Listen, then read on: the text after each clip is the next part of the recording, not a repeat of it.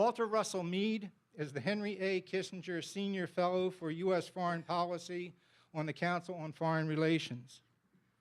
He has published award-winning books, including Special Providence, American Foreign Policy and How It Changed the World, as well as God and Gold, Britain, America, and the Making of the Modern World.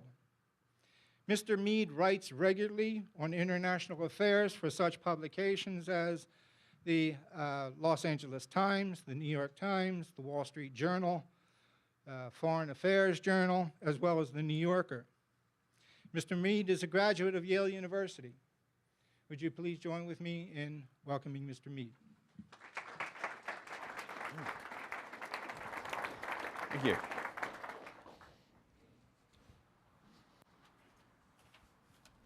Well, it's great to be back at this forum to speak again. I guess this time, for the record, the first time I came, they didn't videotape me, so now I guess I qualify. Talking about American grand strategy.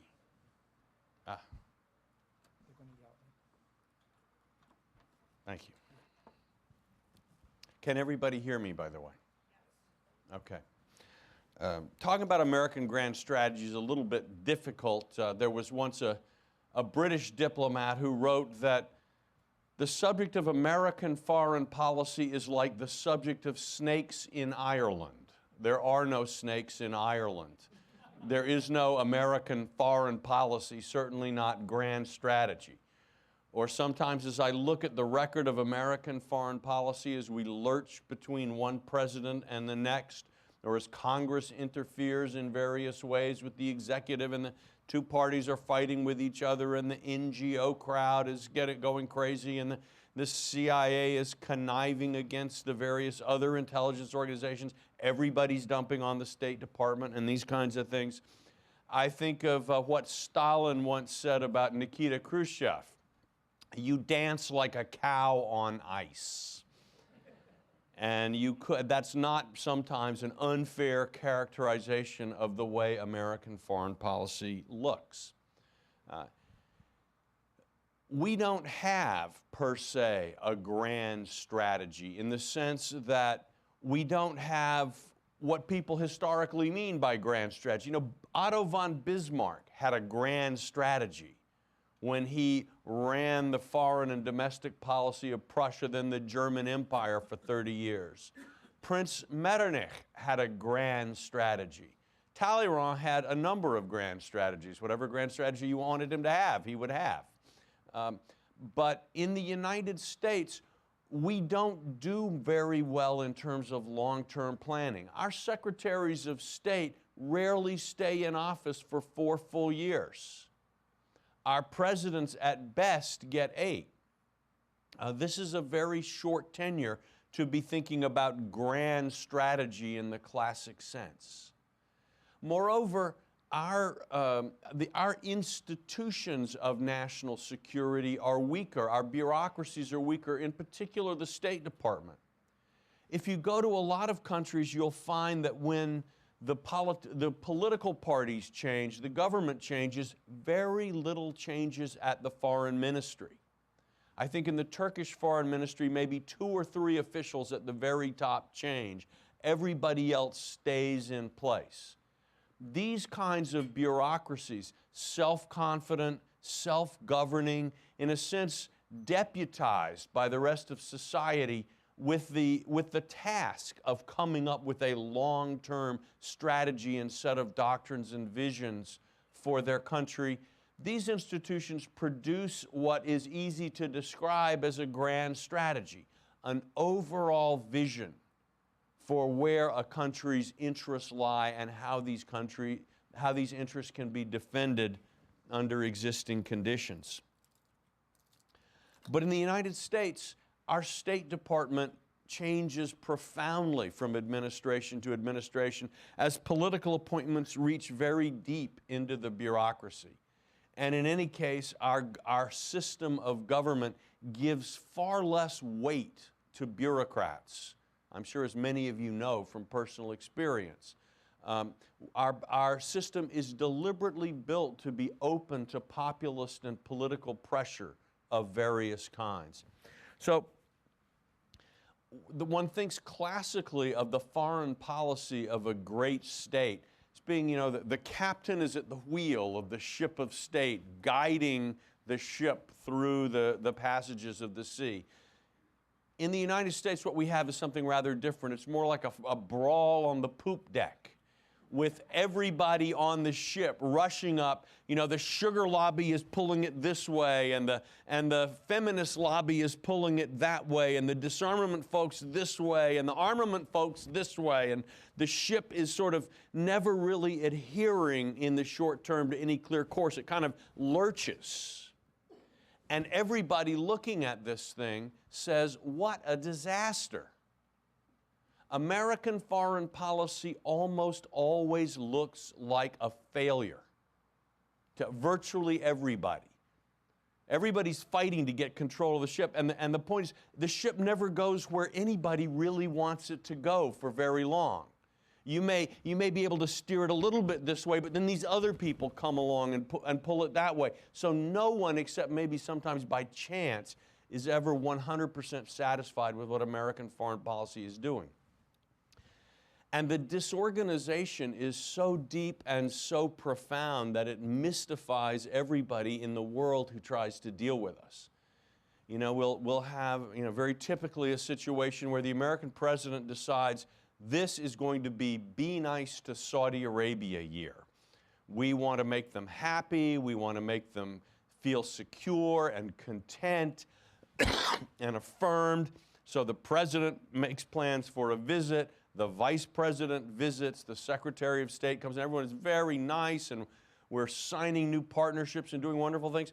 But then the date comes around on the calendar when the annual report on religious freedom in Saudi Arabia by the State Department's Office of Religious Freedom comes due, and that report pops out right on schedule. And it says various nasty things about the lack of religious freedom in Saudi Arabia. Now, people all over the world sort of wonder, what is our clever plan behind this? Okay, it's no surprise to anybody here. There is no clever plan. But people cannot believe that we could be so foolish and inept, so constantly tripping over our own feet, and yet evidently we are. But at the same time, so anyway, that's the first thing to understand about American grand strategy. It doesn't look very grand and it doesn't look very strategic. The second odd thing to understand about American grand strategy is that it works. If you think about it, for the last 220 years, the sort of most prominent long-term trend in international relations has been the rise of the influence and power of the United States of America in the international state system. So it looks like a disaster, and in the short term it certainly leads to its fair share of car crashes. Yet in the long term it seems to work. Well, how can we think about this kind of a grand strategy? What is it? It seems to me that one way to think about how we can conceive of what the grand strategy of the United States is to think about two kinds of states. What you might call a lighthouse state and what you would call a mirror state. A lighthouse state is your classic political science state. This is Bismarck in a tower, raised up above the level of the rest of society. He sees far, he thinks, he comes up with a plan for what Prussia or Germany ought to do, thinks about ways to advance that plan. He's sort of playing a complicated game of chess with other people in other towers across the Central European landscape. So there's Metternich down there. There's whoever is in Britain at the time, and they're playing this complicated game of chess. And so in that sense, from the state, from the eminence in the tower, comes a beam of light that illuminates the course for the country to follow. And that's how most people around the world sort of culturally think that's what a state ought to do, that's how a state ought to work. It ought to be the best and the brightest, providing light and guidance to the rest of society.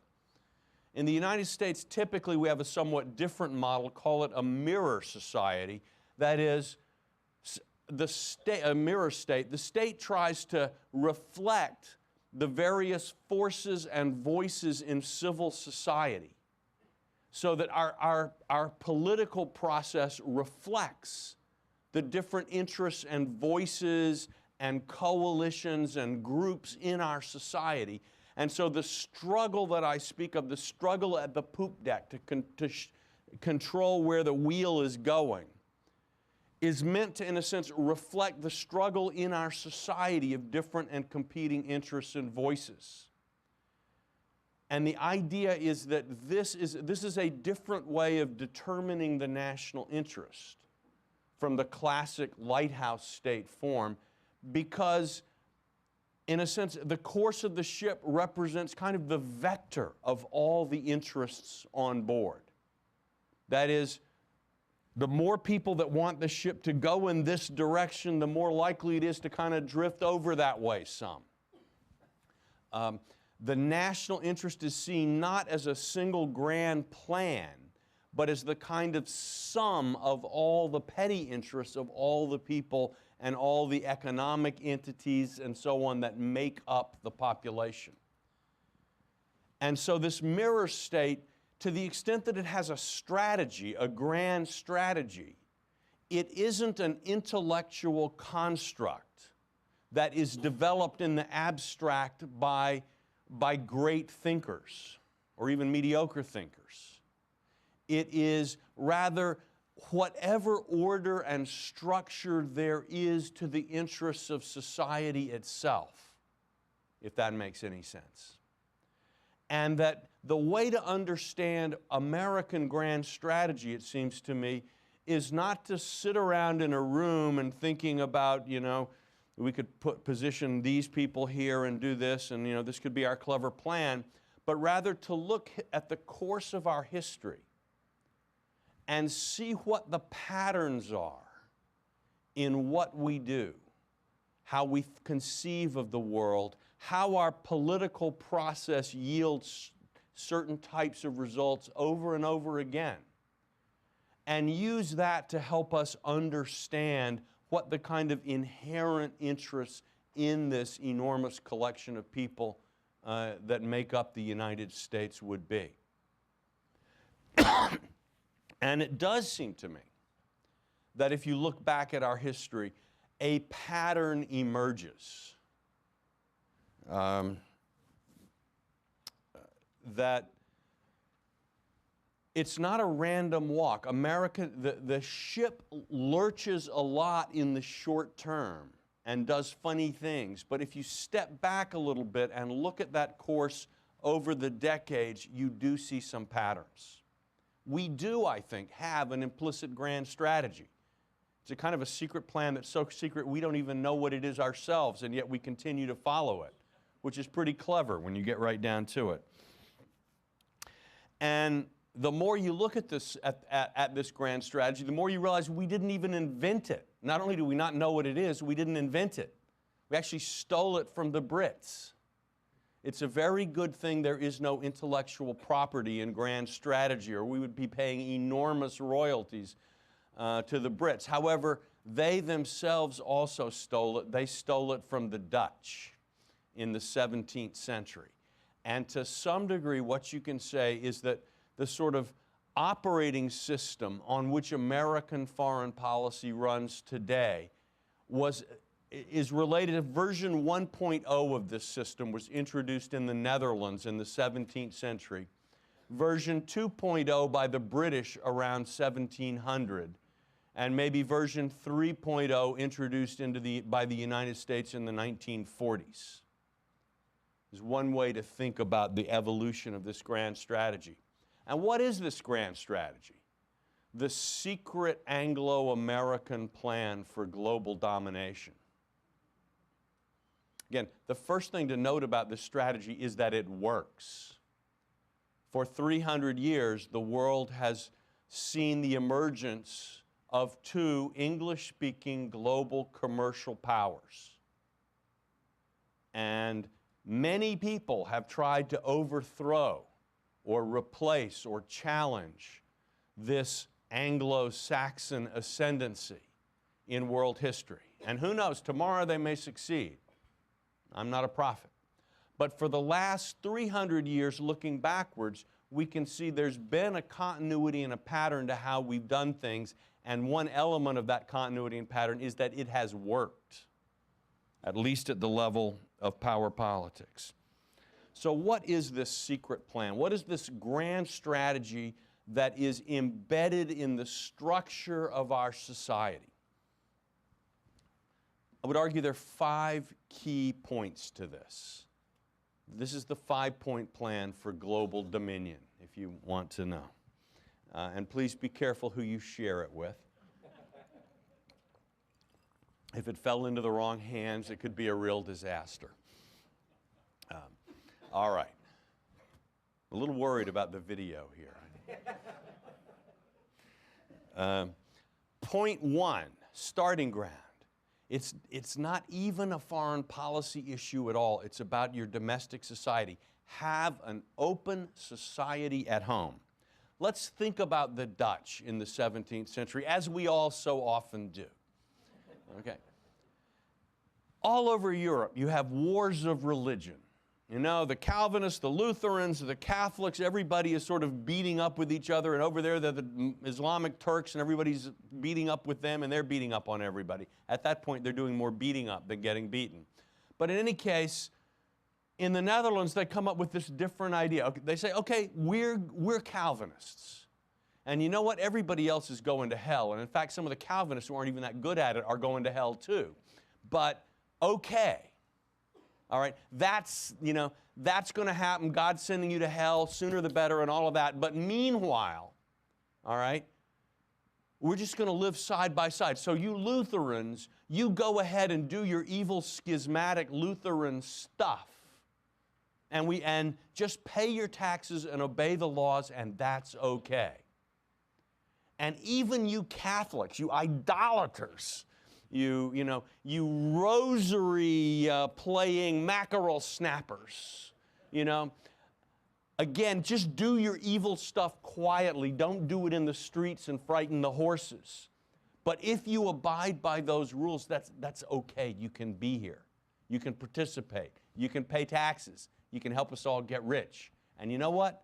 You Jews, come on in. Sit right down. Trade. Invest. Invent. Get rich. Be happy. In fact, there's a wonderful story in New York City, which at the time, of course, was New Amsterdam. A group of Jews fleeing Portuguese, I think, persecution in Brazil, end up in New Amsterdam, and the bigoted governor, Peter Stuyvesant, wants to send them back to get them out of there.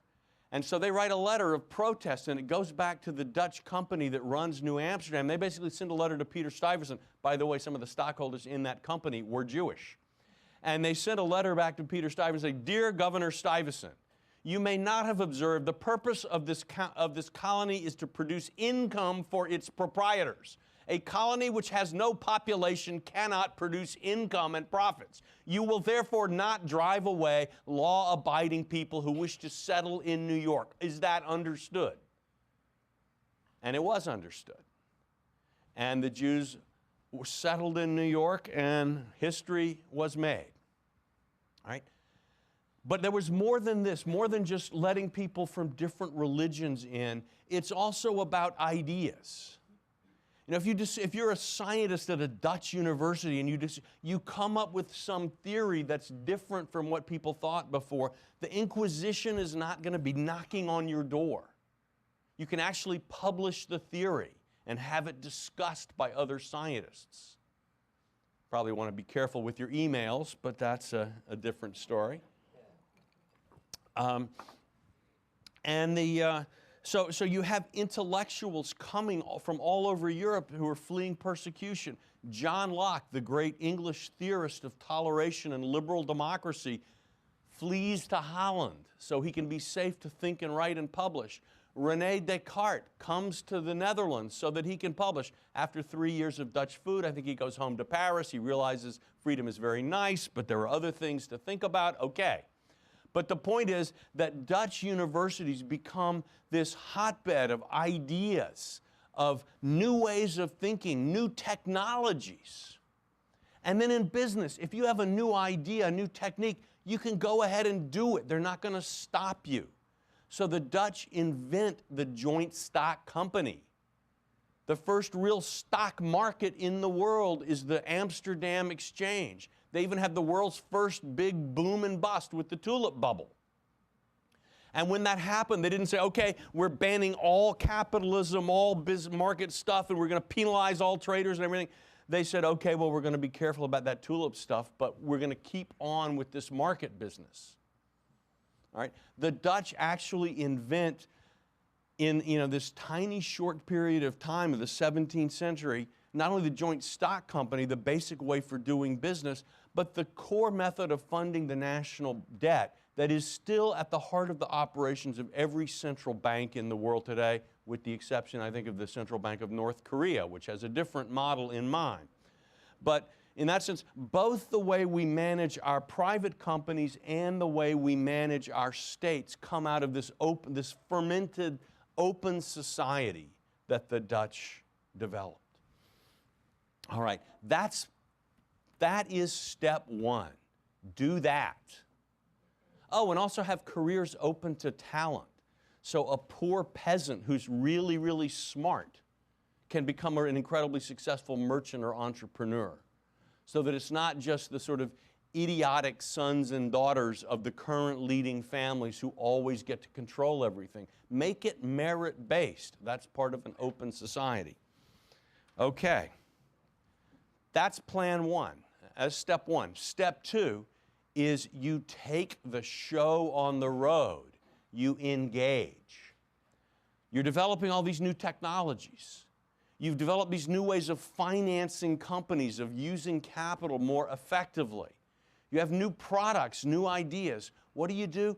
You go out in the rest of the world and you buy and you sell and you trade and you grow very, very rich. In the 17th century, the Netherlands, which was roughly the size of the U.S. state of Maryland, had over 10,000 ships in ocean-going commerce. If you went to Japan, you saw Dutch ships. East Indies, West Indies, Brazil, New Amsterdam, all over the world Dutch commerce, and they're thinking globally about commerce. You know, they're not just thinking, okay, how much cinnamon from Sumatra can I trade for pepper from Java? They're thinking about the spice market in the East Indies, the sugar market in the West Indies, the slave market in Africa, but this was part of it too. All of this sort of worldwide trade, flax from England and Ireland, wool, and how do you fit all of that together into a kind of a system that will maximize your returns? And they grew incredibly rich, and this is definitely step two of the plan for global domination, is use that energy, that cutting edge, those new techniques and ideas that you develop in your open society out in the world where they can yield a very large return. That's step two. And by the way, someday go down to the National Gallery and take a look at the Dutch masters. Don't go to look at the beautiful artwork and the composition and the brushstrokes. It's all very nice. But just go and look for once at how rich everybody is in those paintings. How much stuff they've all got from all over the world. Sort of the first consumer society. And you'll get a sense of how this strategy was starting to work. Step three in the plan to dominate the world. You develop a geopolitical strategy which is based on your worldwide economic strategy of engagement and trade. All right? And there are two principal elements to this geopolitical vision which you develop. Number one is it is global. Just as your trade is global, your understanding of your interests is global. An 18th century British Prime Minister wrote that officials in His Majesty's government must consider the whole world when making policy. It's not about Flanders, except in terms of how Flanders affects the European system, which affects the global system. You can still see this today as a difference in the way Americans instinctively think about foreign policy and the way people from most other countries do. In most countries, the stuff that is closest to you is the most important. And the further away it goes, the less you care. But in the United States, Mexico and Canada aren't really our two main preoccupations. I think some of our neighbors sometimes wish they were, but that's another story, right? We think China, we think Europe, we're thinking not only of these places that are far away, but we think of the world as a system, as a collection of theaters. There's the European theater, the East Asian theater, the South Asian theater, the Middle East, Africa, Latin America. And our idea is that we want in each of these theaters to be achieving a state of affairs which contributes to the kind of world system that we want. That is to say, a world that is open for our engagement and our trade. That make sense? We have a global vision.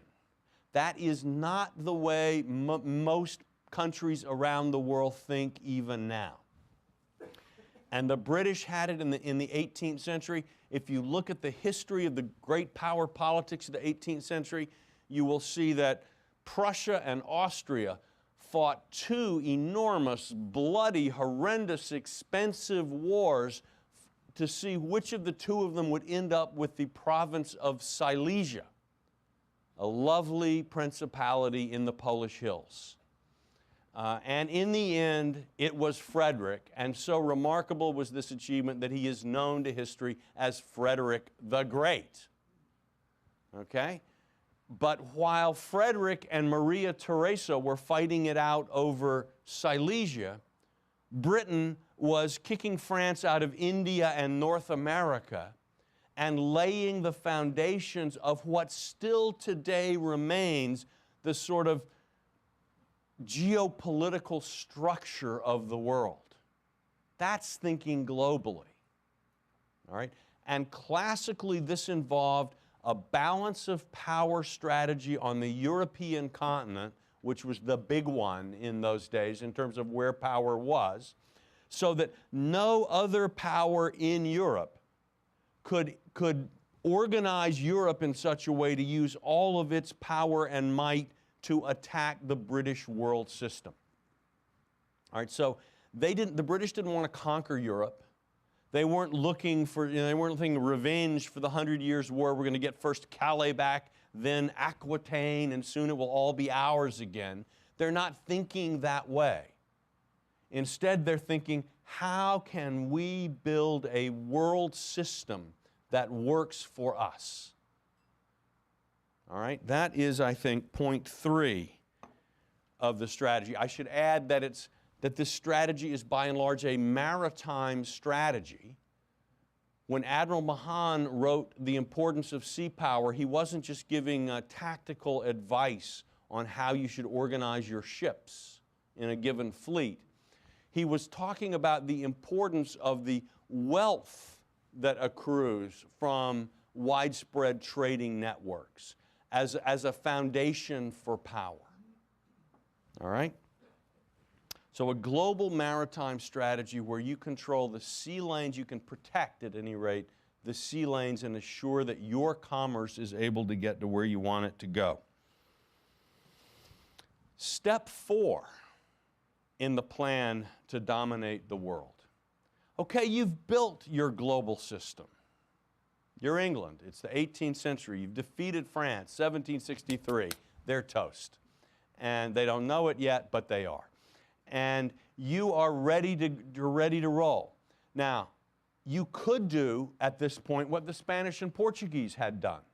You can say, all right, this is my empire and nobody else can trade here. All right, you can close your system off to other powers. That's not what we've done. Particularly in the 19th century, as the British developed the idea of free trade, and then in the 20th century, as the United States moves aggressively with first the GATT and then now the WTO, you try to build, you open up this global system to everybody. So after World War II, we don't say to Germany and Japan, you've been bad. You're punished, you're second-class citizens, you can't invest, you can't trade. No, you say you can go out there and you can buy as much steel and tin and coal and oil and whatever else is your heart's desire. You can make as many Volkswagens and Toyotas as you could possibly want, and you can sell them anywhere in the world on the same terms that we can sell. You can invest, buy, and trade on the same terms that we can. Get rich. Enrichissez-vous. Be happy. You might think, well, this is crazy. Here you have these great powers who you've just defeated by the skin of your teeth in a struggle, brutal struggle for survival. And now you're inviting them to get rich so that they can become powerful again and attack you? Well, again, the idea, the strategic idea is, and you can read the British advocating this idea back in the 19th century, even the 18th century with Adam Smith, that maybe if they are getting wealthy, they won't hate your system. Maybe they'll say, you know what? Our interests are reasonably accommodated by this existing system. So after World War II, Germany and Japan become very strong and very powerful again, but they don't feel a need to try to overturn the system or even a desire, really. All right? So you begin to, you're actually, this is a revolutionary idea for people who are kind of structural realists or something. This is a, international power politics is maybe not completely a zero-sum game. Maybe there are win-win solutions. This crazy idea is very much in this grand strategic approach that, again, looking back over the centuries, you can see our society moving in. You open up the system. This is very obviously what we're doing today with India and China. And all the talk of trying to encourage these countries to become responsible stakeholders comes very much out of the standard Anglo-American playbook. All right? However, that's 4A. You open the system. But you know what? Sometimes people aren't reasonable. And that's when you need 4B. For example, in 1914, there was the Kaiser. Here was Germany getting incredibly rich, incredibly successful as it trades around the world. It's replacing British commerce in Latin America. It's piling up large reserves. It's achieving technological leadership in a large number of fields. Well, they could have just gone on getting richer. But that somehow wasn't enough for the Kaiser and for the people around him. Deutschland must be über alles. Deutschland must become ein Weltmacht, a world power. It's not enough to just be, a rich, happy, greater Sweden or something. We want power. And so they go for it. And then what they discover then 4B, second half. Because through those long years of peace and prosperity, they had integrated their economy into the world system. They had large manufacturing populations that didn't grow their own food anymore in the Rhineland. The food has to be imported from Ukraine, from North Dakota, from Argentina. And lo and behold, there's a war. All that sea commerce is gone. There's no more ships coming in with the food. There's no more ships bringing the rubber in from Malaya. The tin from Bolivia, it's just not here anymore. The copper from Chile, it's not here. There's no oil. So suddenly you face tremendous critical shortages of everything you need just when you need more of it than ever. And more than that, all the companies who had large investments, who had integrated global supply chains, all of these things, they've lost all of that. They're not making money anymore. Well, How does the government pay for war? It pays for war with money, with taxes. And where does it get taxes? From the profits of corporations. And so suddenly your finances are, just when you need money, you don't have it. Meanwhile, for the Anglo-Americans, just now when things are really dark and you're in a struggle for your life with Germany, suddenly all that German trade in Argentina is yours. The Germans have disappeared from all the goods markets. You're the only customers they've got. You have more influence, you get better deals, you have unlimited access to everything you need. There's a story that in World War II, one of the German generals at the Battle of the Bulge realized the war was utterly and totally lost when they burst into the barracks that the Americans had just fled from a few minutes before, and he looks and he sees that there's a chocolate birthday cake that's been sent to one of the privates in the American Army. Nobody in Germany at that point had seen chocolate in 6 years. There were no cakes. Private soldiers were not getting any, their resources, their infrastructure were so strained they could hardly get anything. They could hardly get bullets to the front. And here the Americans have chocolate and enough supply capacity to send chocolate cakes across the Atlantic Ocean. There was no hope in that war. So Plan 4B is really effective. And if you look at it, you can see that the British have been basically using this since the wars against Louis XIV. And it has worked every time. The Anglo-Americans have not been defeated in a great power war since the 17th century. It's really pretty remarkable record. Doesn't mean we don't lose some wars. Vietnam, the British got, the Mahdi in Sudan sort of kicked the British out and so on. But in terms of the sort of big multi-great power wars, the big ones that shape the foundations of the international system from one generation to the next, we haven't lost any of those. The British lost one. It was the War of the American Revolution, but of course we did not.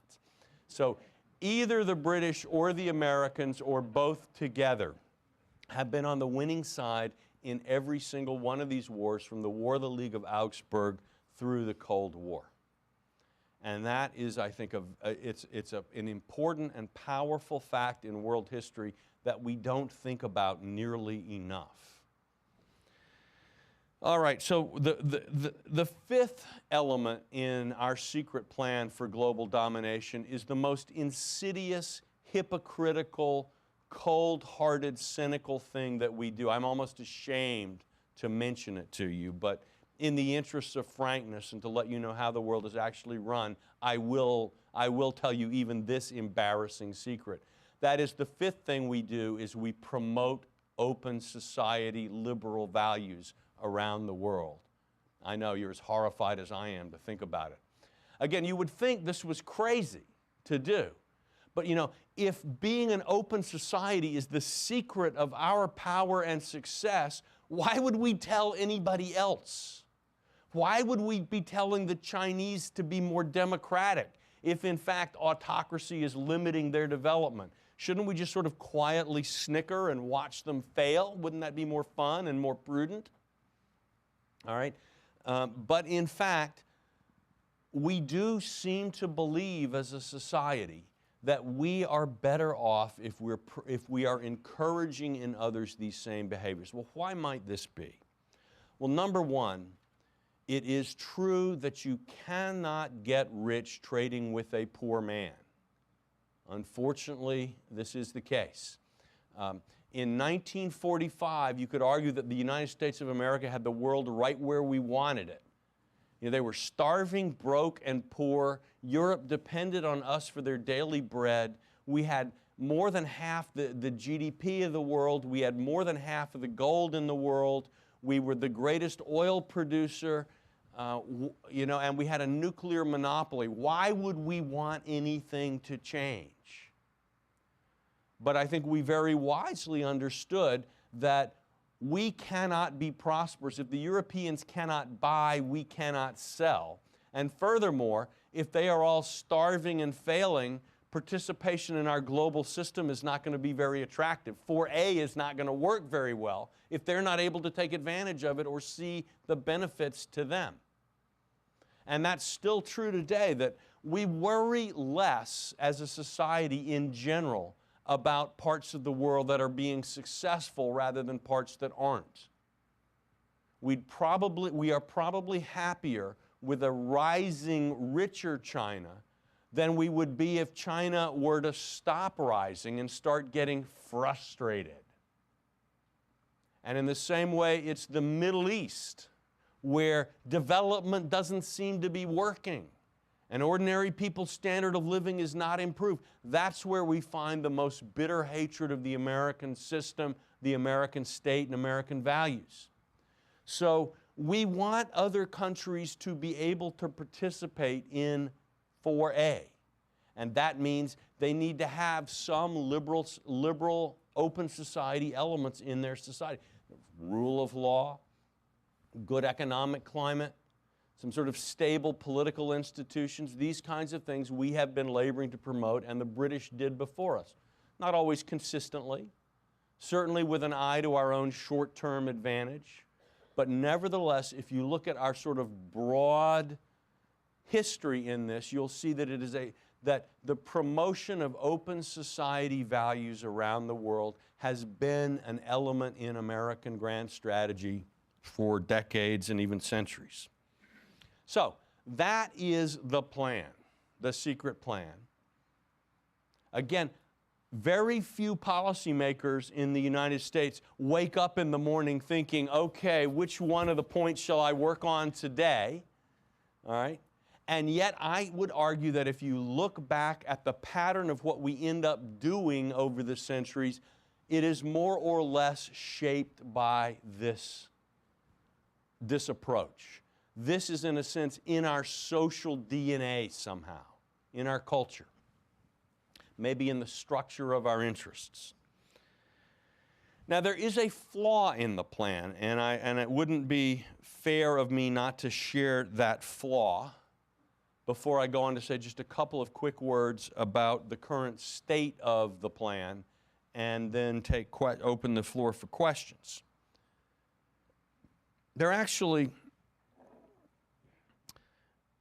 The flaw in our plan is that if you think about it, a hegemonic power tends to like the status quo. That's the normal thing you'd want to do.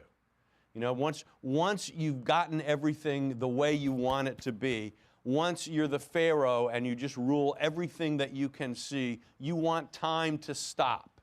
Just keep on building me pyramids. Other than that, no changes. No barbarians coming in, no disruptive social change, just like keep it the way it is. The Roman Empire, once you've conquered everything you conquer, you just want time to stop. And many great empires, like for many centuries China or the Ottoman Empire or others, have tried to, in a sense, impose a kind of stability both domestically and on the world around them to keep things as they are, because that's natural for a hegemonic power. However, our system, the system that gives us this power, this capitalist global commercial system that is the core of our grand strategy, is basically a system of revolutionary change, of accelerating changes in technology, of social change, industrial change. So if you look, in the last 50 years, you say, the industrial development of so much of Asia is transforming the global political environment in ways that really pose fundamental challenges to American interests. And yet, that's not something somebody did to us. It's something we worked on. We made a lot of those investments. We advised people on a lot of the policy changes that enabled them to take advantage of it. We created the global system that made that kind of economic development and trade possible. All right? We, as the natural result of our grand strategy, do things that have the natural result of creating new challenges for our grand strategy. And if we see this on the one hand in the rise of China, we can also see it, I think, in terms of the cultural conflicts and unhappiness and so on that have helped to give rise to this problem of terrorism in the Middle East. That is to say, the increasing sort of presence of Western media, the domination of Western commercial institutions, the social changes that are sweeping through very traditional parts of the world in ways that the people there didn't necessarily want. That too comes from who we are and what we do, from our grand strategy. So we are our own worst enemy. Once you could say that, with one side of our strategy, we are the global fire chief, the hegemonic status quo protecting fire brigade that's out there trying to put out all the fires in the world to keep everything the way it is. With the other side of our schizophrenic personality, we're the global arsonist going around lighting fires. All right? Okay? And that's not something that we can just like say, oh my gosh, we're doing this, that's so stupid, we should stop. We can't stop. It's built into the nature of our grand strategy that we are a force for change and even for accelerating and disruptive change. So that's the flaw. Our work is never done.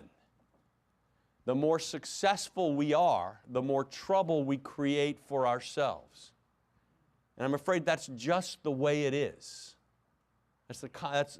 Our strategy beats everything else, but it does leave us with this.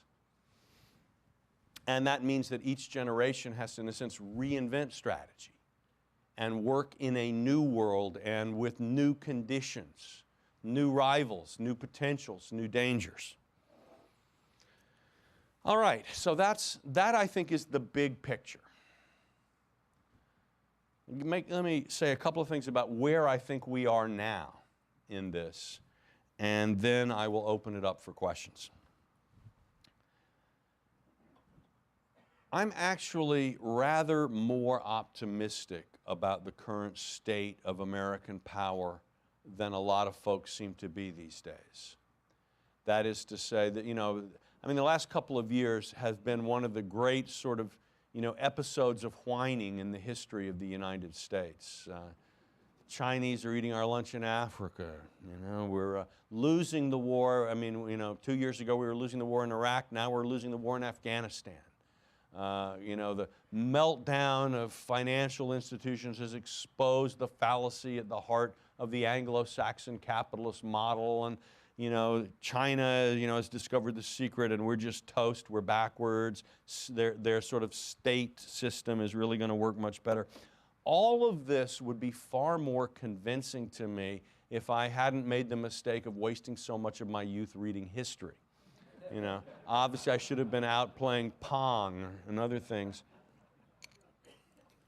I would certainly be much more in tune with contemporary punditry if I had done that, had the wisdom and the foresight to do that. But I didn't, and so I have to live with what I've got. First thing I would note is that the 350 years of the development of this global capitalist system and the triumphant crushing of all its opponents repeatedly have also been 350 years of repeated financial catastrophes and collapses. And we can go right back to that Dutch tulip bubble. And we can go on from the South Sea bubble, the Mississippi bubble, the stop on the exchequer. There was a huge financial panic in London when Bonnie Prince Charlie was riding down to Scotland in 1745. The only way the Bank of England stayed open at that time was, the tellers said, okay, fine, we'll pay all the deposits. But they count, somebody would come in wanting to draw £1,000, they pay them in pennies, and they count them out very slowly. Look at 19th century financial history. It's just one darn crash after another. The Panic of 1873, the Panic of 1875, the Panic of 1876. Well, why panic if it happens all the time? But, and in fact, virtually everything we know about economics and central bank theory is the result of the many, many panics, crashes, meltdowns, and other catastrophes that over history have taught us to understand more and more about the workings of these increasingly complex financial markets. Now, and I think history teaches us fairly well that while these things are inevitable and they always cause people surprise because everybody always thinks, oh, this time is different. Okay, it never is different. But psychologically, people are sort of too invested on the high side. Oh, this will never stop. The market is Dow at 15,000. And then on the other side, it's all over. You know, the sort of psychological boom and bust cycle is even greater than the financial boom and bust cycle. I think what we'll find over time is that the flexibility and the dynamism of an open society allow us to adjust to financial shocks, take stock of where we are, and begin the process of reconstruction and redevelopment. I also think, by the way, that China may have a lot more trouble economically looking forward. I think they are very, very locked in a very inflexible way to an export-driven growth model. And you know, it's one thing to grow at 10% when your customer's growing at 3%, when your economy is insignificant. But as you become a larger and larger economy, the truth is you cannot forever grow faster than your customers. And Japan has been trying now for 20 years. I look around the room, many of you are old enough, like me, to remember when it was Japan that was the future, and we Americans had we just didn't know anything, and they were going to chart, trees were going to grow to the sky. And Japan was, my own brother actually became fluent in Japanese because, you know, we all thought at that time that was the only choice. All right, well, now it's China. But Japan has been trying for 20 years to find a substitute for the export-led growth model, and they haven't. I'm not sure that China, which is a larger society, harder to turn around, and institutionally weaker than Japan's in many ways, not at the top, they're fantastic, but in terms of the coordination between central government and local government and so on, I think they've got a lot more problems. But in any case, I'll say one more thing about Asia and why I'm reasonably optimistic. And that's just, you know, as an good old Anglo-American global balance of power thinker, when I look at Asia, I see not one nuclear superpower with 1 billion people, but 2. That's kind of comforting from the standpoint of an old Anglo-Saxon war balance of power mentality. I mean, we all reject and repudiate all that stuff now. You know, we're much more enlightened and modern. But if we were to be like Pitt or Winston Churchill in our strategic thinking, we would take heart from this phenomenon. And look, people who think that America is on its way down, we're Britain, the American century is over, it's all up with us. They're basically making an analogy. And the more, try it sometime with some of these folks, and you'll find that this is the analogy that's at the back of their minds. It's sort of just like 1900 or 1910. The role of Germany is being played by China, and the role of the United Kingdom is being played by the United States. And the rising power is going to challenge the reigning power. Political scientists will tell you that this is like a theory, and it's inevitable that it's going to happen. And sort of going, yeah, really, inevitable. An interesting word in history. But I think it's a little different. If you look at Europe in 1900, yes, Germany is going up. It's growing, it's becoming stronger, but every country around it is in crisis. The Russian Empire is getting ready for 1905, lose the war with Japan, then have a revolutionary meltdown, and then it's sort of downhill from there. The Austro-Hungarian Empire is just crumbling day by day. The Ottoman Empire is melting away, like a glacier in global warming. Italy is Italy, its own beautiful self. And the French are obsessed with the loss of Alsace-Lorraine, their demographic decline vis-a-vis Germany and so on. So you have one rising power in a theater, in a continent of powers in crisis. That's a very unstable situation. It's very different from what you see in Asia today, where yes, China is rising, but you know what? India is rising. Vietnam is rising. You know, there are a lot of rising powers, and Japan, while it's not exactly soaring, is not disappearing. Asia today is a fundamentally much more stable, at least potentially stable, geopolitical arrangement than Europe was in 1900. Asia looks actually more like Europe in 1815 than Europe in 1900, with a multitude of great powers where the offshore power, England and America now, can play a key role as a balancer without necessarily having to be the predominant military power at every spot on the Asian continent. It's actually a fairly positive outlook from an Anglo-American perspective. And I'll finally just conclude with the Middle East and the conflict formerly known as the War on Terror. I'm not quite sure what we're calling it. I saw global contingency operations was one phrase that's been used. I'm trying to think about the fighting songs you'd have for a global contingency operation. I'm a veteran of a global contingency operation. Inspiring, I think, is the word. But anyway, the war that dare not speak its name. You know, frankly, we're winning. I won't say we've won. That's a very different thing, and this is not going to be something that's over soon. But people seem to have, you know, a couple of things have happened over there.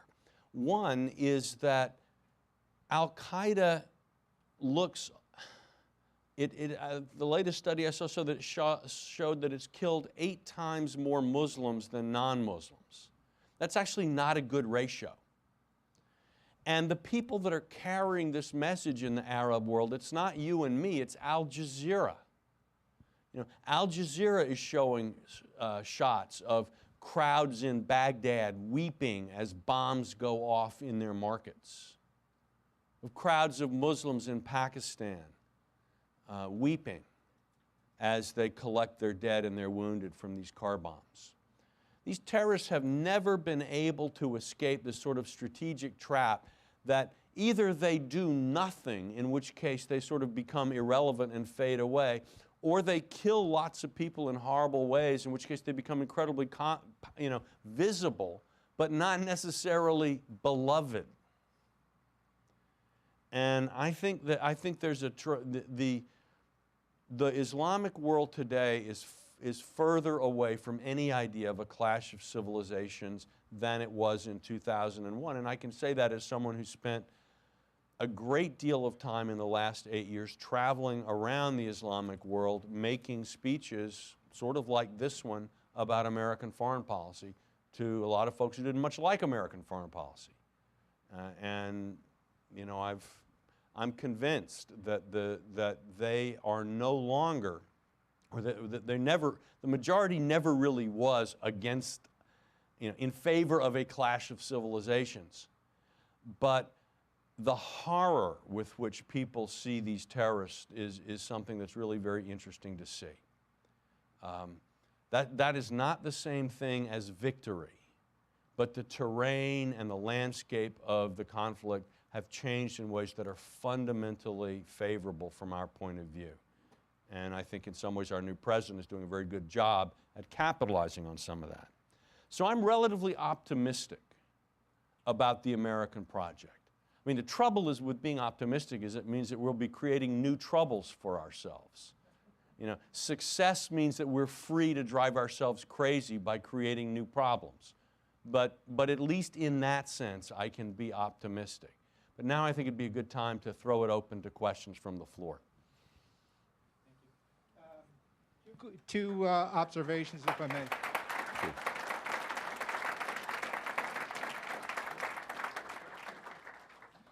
As you ask your question, please state your name and organization. We are taping this and would like to keep that for the record as to who you are. But second, please keep your questions very short and to the point, and not as presentations of your own monologues. because we have lots of people who would like to ask questions, and so please keep it short.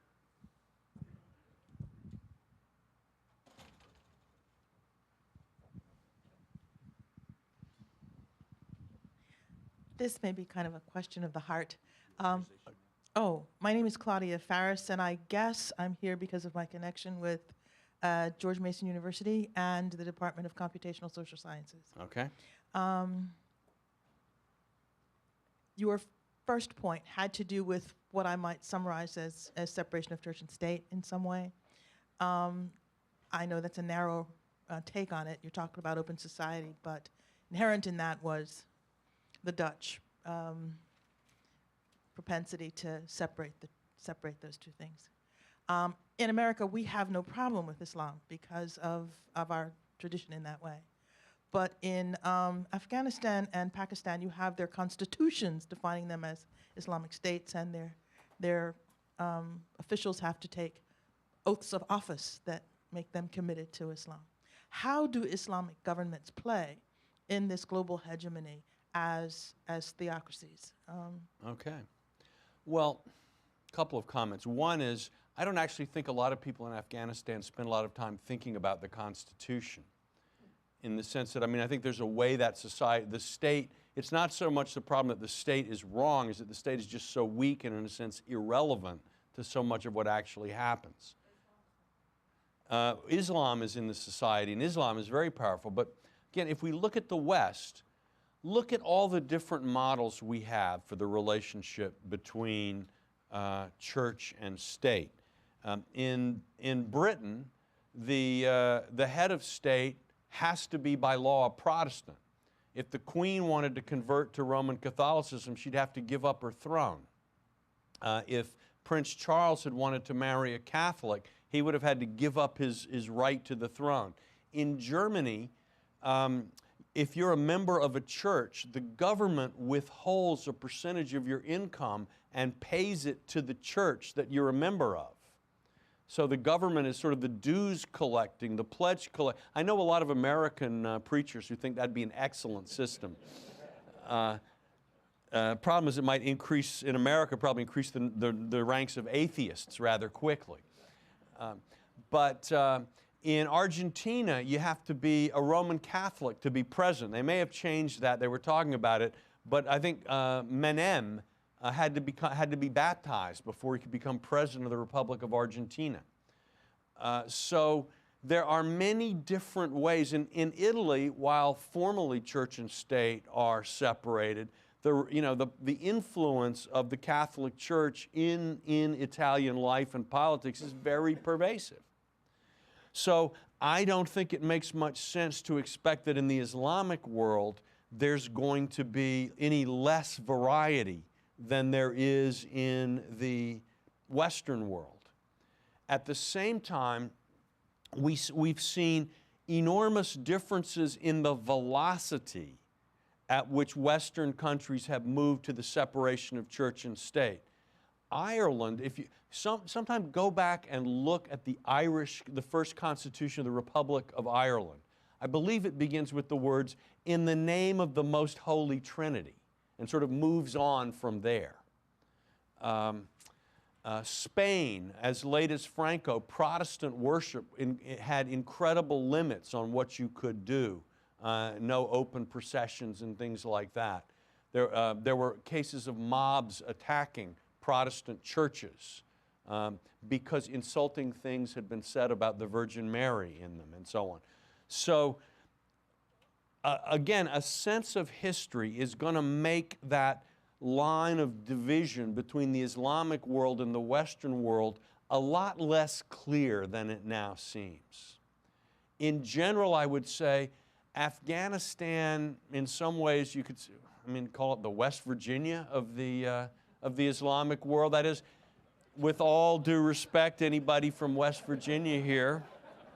My grandfather was married to a man from West Virginia, so. My grandmother.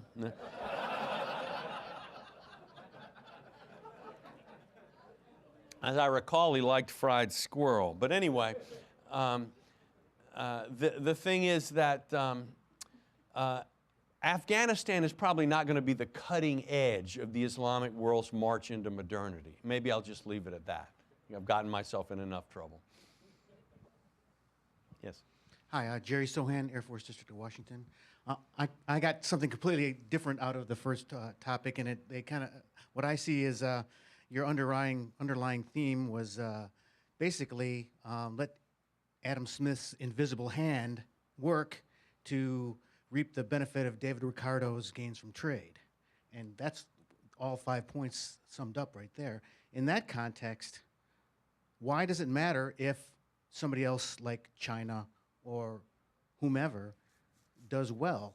Doesn't their doing well give us a chance to trade with somebody who's doing well and make us better off too, even if we are not the largest or most powerful nation in the world? Okay, well, I would put it more this way, that that beautiful Ricardian world is the end state toward which we're trying to nudge things rather than the actual world in which we now live. So if a great power, gained wealth and power and then used it to crush out a free world system, then if Hitler had won the Second World War, it would have been a very ugly and less Ricardian world. So to say that we tend to think of our kind of utopia, our future utopia, as a world of perfect freedom, economically, politically, and socially. That's, living as if you were in the utopia already is not necessarily the way to get there or to build it.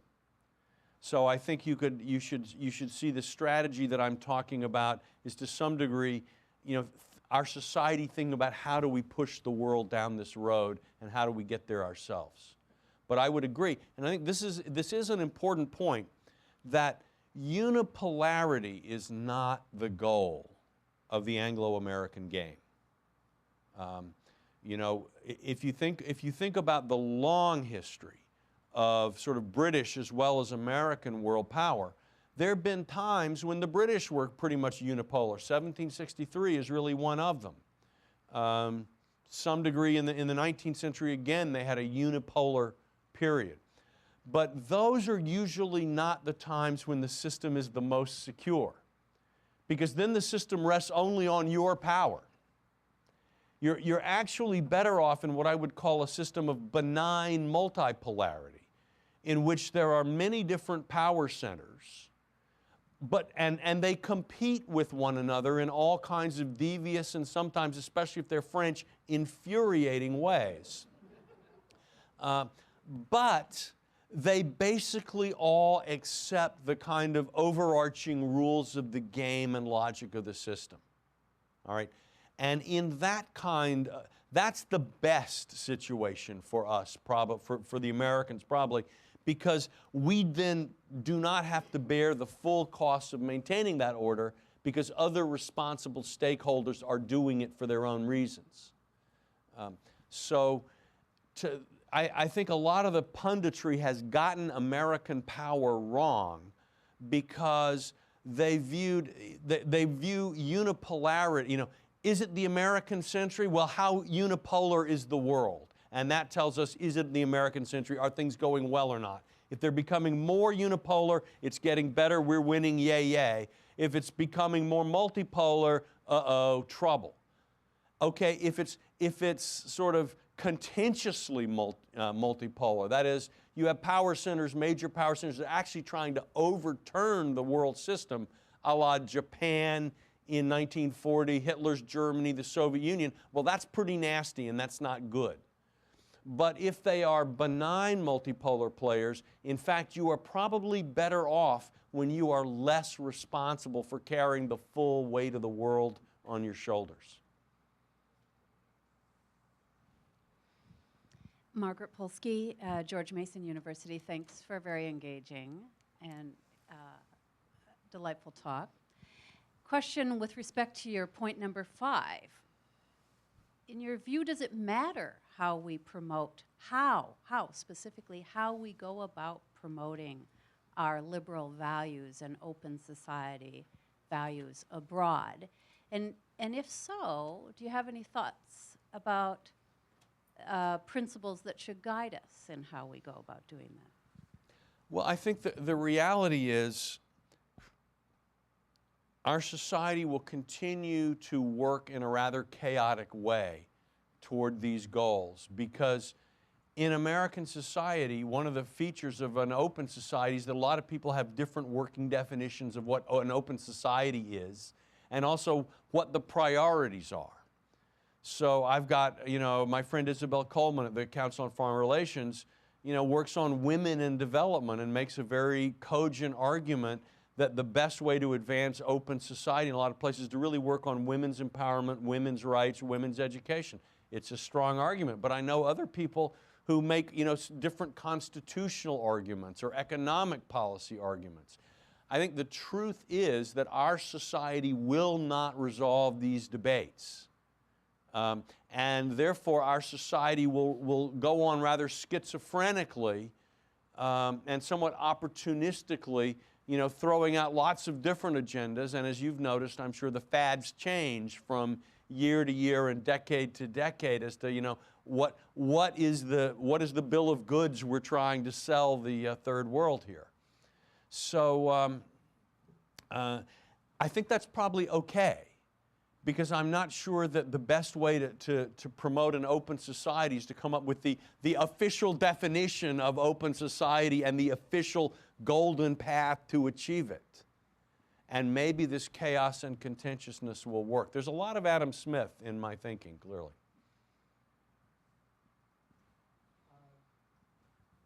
Joel Imes. I'm a consultant with Booz Allen Hamilton. You gave a very good description of the fundamental aspects of a liberal hegemony. You described how benign hegemony works at co-opting others to believing it's good for everyone. But you haven't really touched on issues of hegemonic decline. How do you think American policymakers can avoid going the route of the Netherlands and going the route of the United Kingdom and slipping into the shadows? Or how do you think we should arrange the handoff to ensure the continuation of the liberal global order? Okay, well, one thing is, I don't think you can arrange a smooth handoff. I think that's a complete myth. No one ever has. The British sort of fell gracefully exhausted into our arms, but they didn't really want to, and if they'd had any option, they would have done something else. And the thing is that, we were fairly similar to the British, and the British were fairly similar to the Dutch.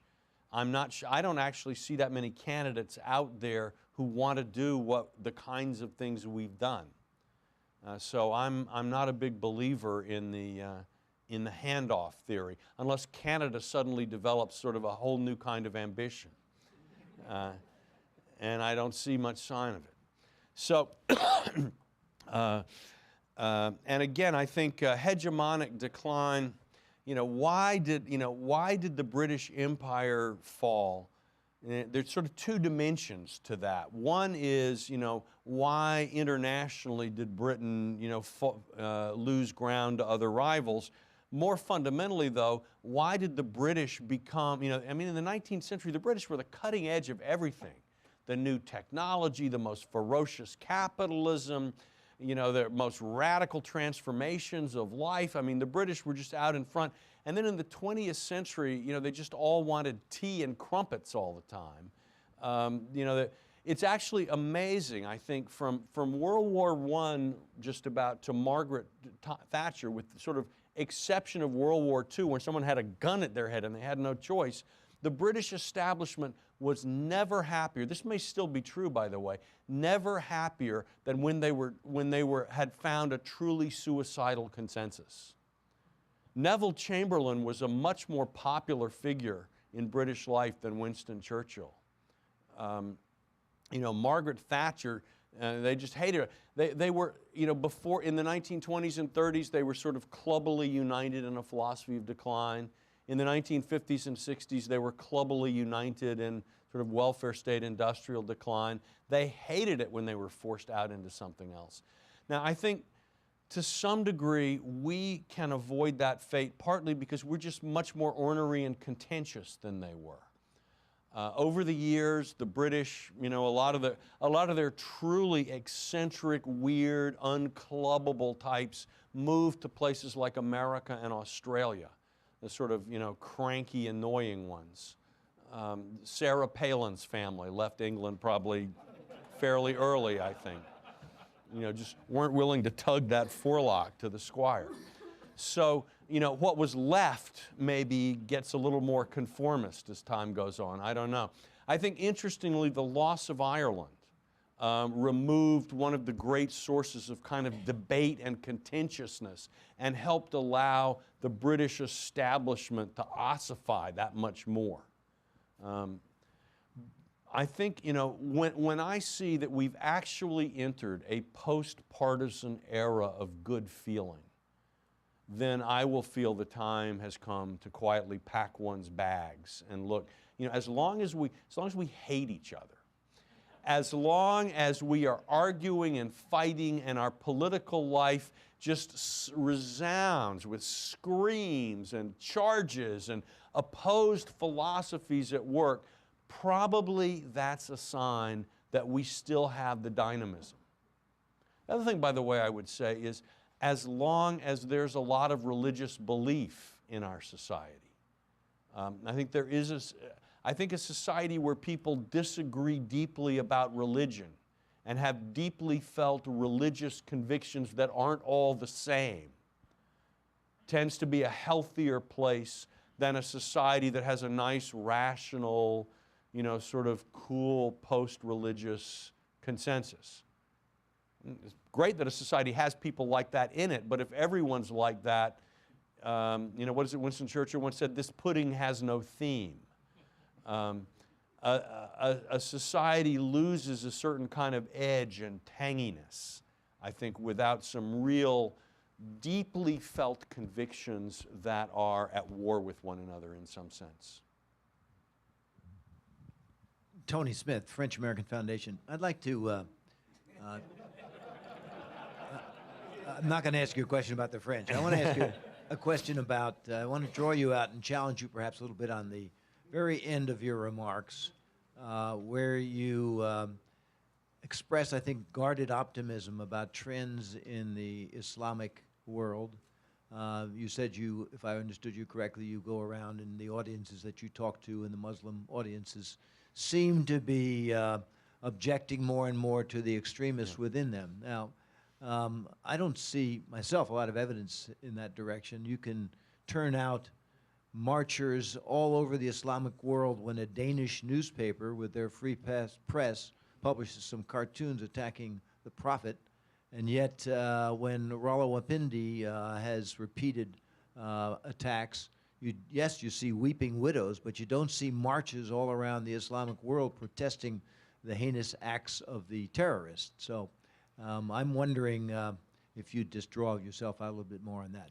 Well, I think, the opposite of terrorism isn't marching around and screaming demonstrations against terrorism. It's staying at home with your friends and family to some degree. That people, the people, I'm not surprised that people aren't doing those things. It's not going to stop it. It's not the way their culture has evolved on these things. But I'll just, I remember talking to an audience in Karachi a couple of years ago. And what I said to this audience was, look, let's look at Iraq. I said, let's learn from Anbar here. That what happened there was you saw that they saw the Sunni Arabs in Anbar saw the Americans at our worst. We invaded them. We then occupied them. We installed in power their hated Shia rivals. Our occupation was unbelievably not only insensitive, but just plain incompetent. We couldn't get the lights running. The government we installed was corrupt and incompetent. All of this, everything was the worst possible face we could show them. And meanwhile, here comes Al-Qaeda, showing them the best face. We are your religious brothers from all over the Islamic world who've come here to help you and defend you. from this American imperialist invasion. And we are ready to lay down our lives and die for your freedom. And after 3 years of Al-Qaeda at its best and America at its worst, the Sunni Arabs of Anbar picked the United States of America as the ally in whose hands their own future and that of their kids was safest. Not out of love, but out of a realistic appraisal of who was better for them. And so what I said to the folks in Karachi after this is I said, you know, look, the truth is that this is not a war between civilizations. It's a war between civilization and barbarism. And in that war, Americans and Muslims are on the same side. There's a thunderous ovation, which, believe me, when you gave lectures on American foreign policy during the Bush years in the Islamic world, wasn't something you were used to. Didn't happen every day. So, that's a real fact, it seems to me, that when the chips were down, all the rhetoric aside and everything, we were the better partner for the people who, of all the people in the Arab world, had the most reason to mistrust and dislike us. Okay. Okay. My name is Tim Tian. I also come from George Mason University. I like your argument about Asia, but let's think about this. U.S. and China are competing in the Southeast Asia.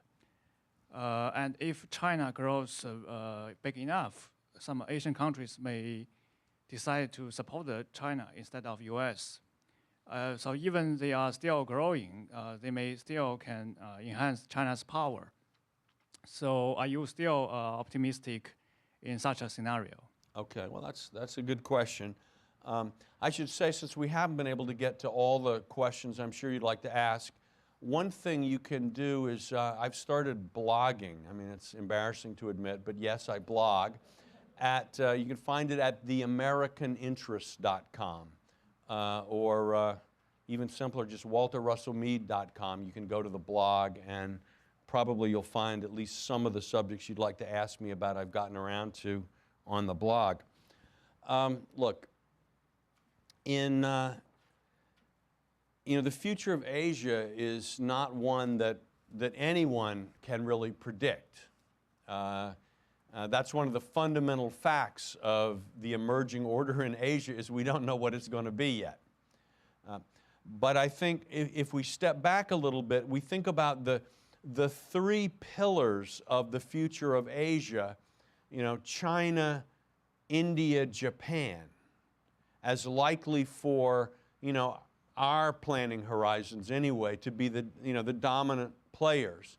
It looks more and more as if there's a natural balance of power among those three, in that any two of them are likely to be strong enough to prevent the other from achieving a full regional hegemony.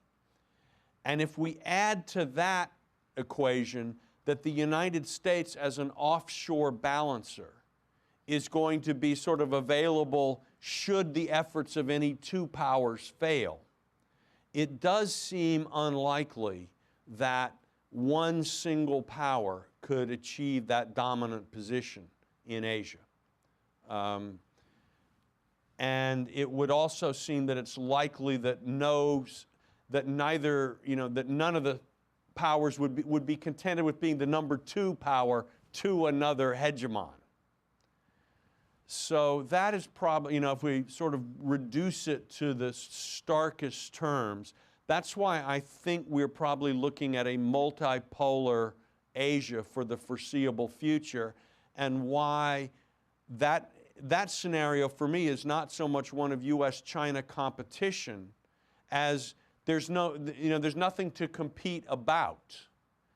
That the realistic course for China is to participate in the development of a non-hegemonic Asia, which is what I understand the concept of peaceful rise to be about.